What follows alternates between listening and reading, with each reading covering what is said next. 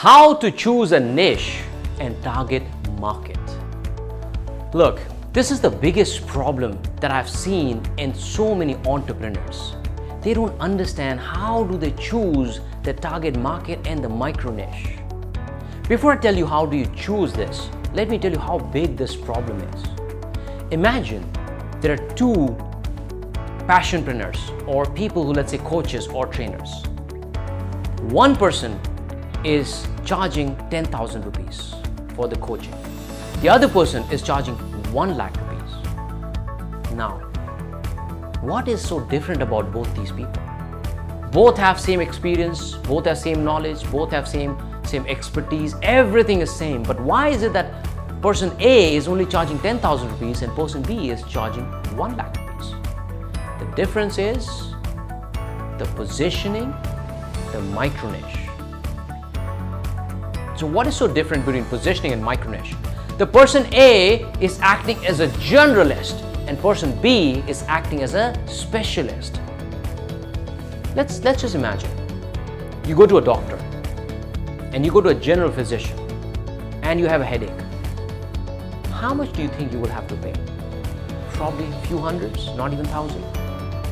All right. Now you go to another doctor and you don't just have a headache, you have a migraine.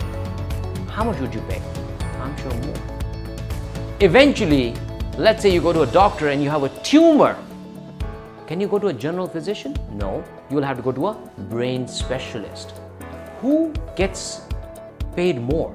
A general physician or a brain surgeon? Of course, the brain surgeon. The brain surgeon has found his or her micro niche, which is the brain surgery. And that's why they're able to charge more. They actually separate themselves from all the millions of doctors. And there are only a handful of people who are brain surgeons.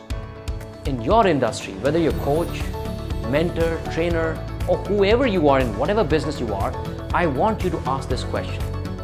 Number one, are you a generalist or are you a specialist? And here's what I've learned from my mentors like Dan Law. If you are for everyone, then you are for no one. So on the one side, you're trying to cater to the big mass audience, but you are a generalist. How do you become a specialist? By going micro niche. What is a micro niche? Let's talk about, let's say, health and fitness. If you are a fitness expert, can you say, I'm the fitness expert and I'm the best? You can't, because everybody claims the same thing.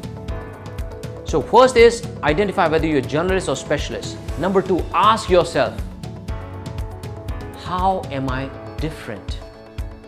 Well, once you start asking this question, how am I different? You will start getting the answers. And typically at the beginning, you will have the answers like, look, I serve more clients better. I care for my clients. I have better processes. I have better systems. But still, is that a specialist? No. If you're in a health and fitness industry, you can say, I'm a fitness expert, which is a generalist, or you say, I'm a fitness expert, specializes only in men for marathon. Ooh, this is interesting, isn't it? So now you went from generalist to a specialist because now you're not for everybody. You are for fitness experts only for marathon runners. That is a micro niche. And if you want to go again more deeper, you can say, I'm a fitness expert for marathon runners, men above 30. Ooh.